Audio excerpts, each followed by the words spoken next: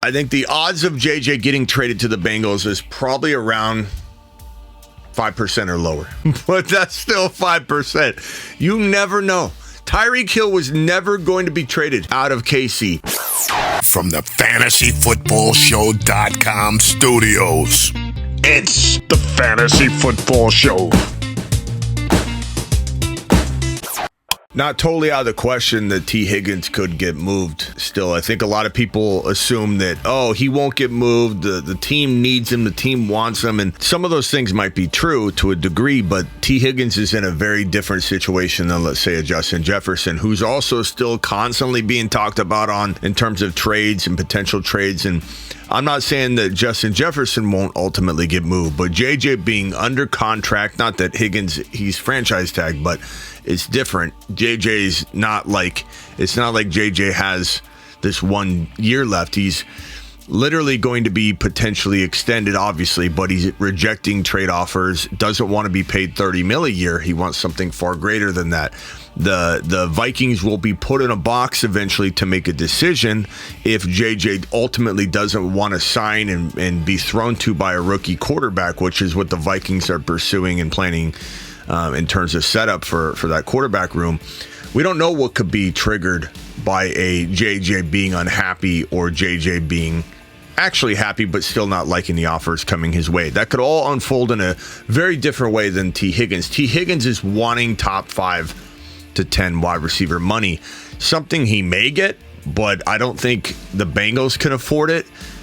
And Jamar Chase gonna even get more money soon. I don't think that T. Higgins is a staple in this offense or with this team moving forward. I think he is very movable in the eyes of the Bengal organization because they can go get a replacement that costs far less and take care of everybody when they need to take care of everybody and not have this contract in the way. I'm not saying they don't want him. I'm saying they don't need him necessarily. He's also been very injury prone. He stepped up during certain times when Chase has been injured and played well. And that gives him good market value because he looked like he delivered, right? But this is not an elite wide receiver. This is a very good wide receiver 2 for any team, and one of those paper tiger wide receiver ones for a team that has no wide receiver like the New England Patriots. And I'm not saying that he wouldn't be good in New England. He'd be the best receiver in New England.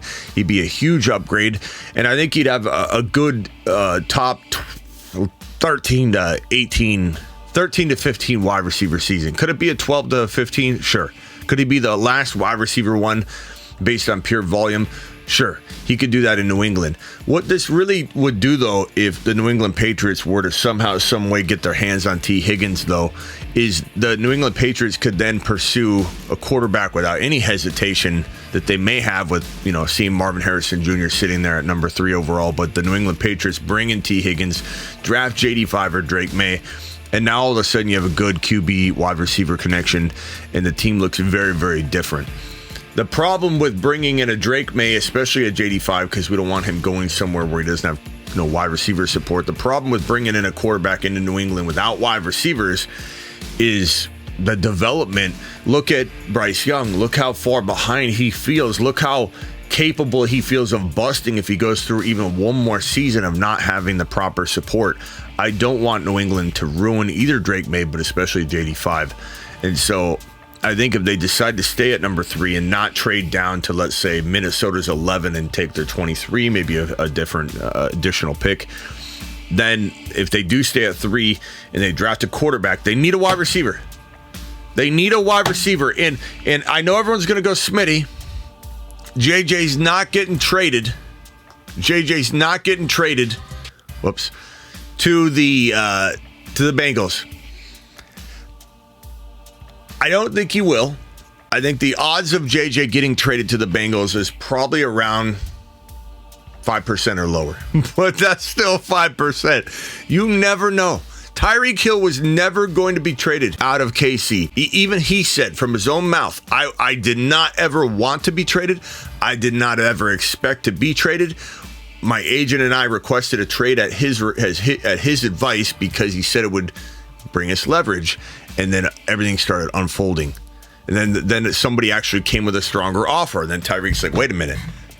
Maybe I do want to be traded. This bag is a lot bigger. Then somebody said, what about taxes, Tyreek? This deal versus this deal. Actually, same numbers don't actually give you the same numbers because of the taxes. He said, whoa.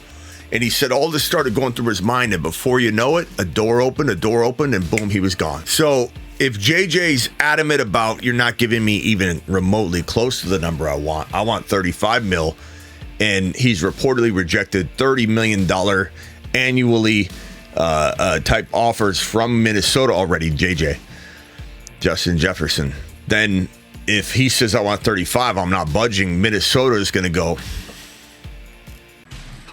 we can't do that.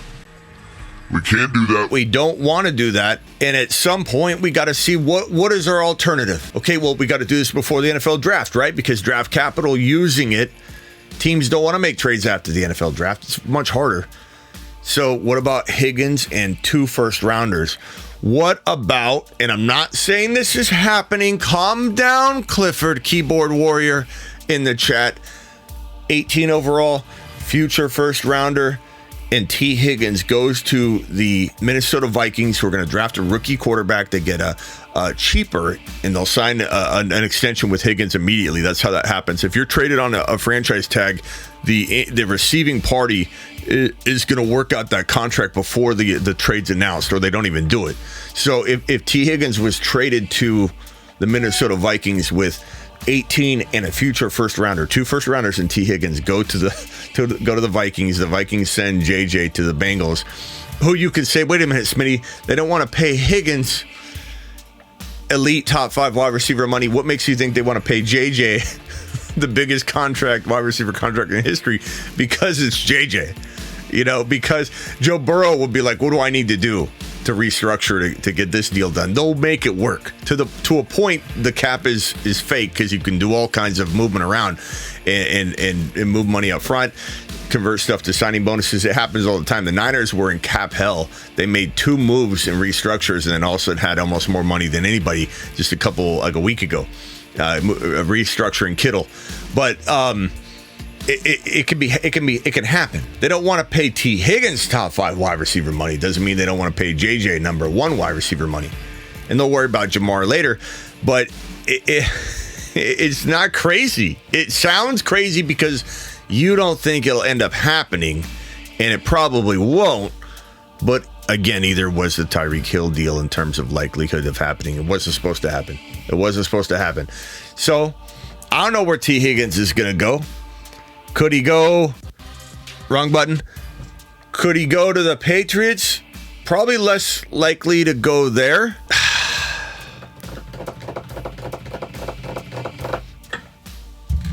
I'd say if I had to throw a percentage chance on it, I'd say percentage chance Higgins ends up in Minnesota with 2 first rounders as they build this young team up is a higher percentage. I'll put that at 8%, and I'll put it at a 5% chance that T. Higgins goes to New England. That's going to be my final answer, and that is subject to change. I reserve the right to maneuver that all around, but I think that Higgins is more likely, still a very long shot, to go to Minnesota in a JJ trade. Imagine Joe Burrow's value. I don't know what we'll make of Jamar's value if that was to happen, but imagine Joe Burrow's value with the LSU boys. Imagine if Jamar Chase, JJ, and Joe Burrow were all teamed up together. What are the odds that they win the Super Bowl in at least one of the next 2 years? Drop it in the comments below. And then I'll also drop your, it's not going to happen, Smitty. This is just oh, God.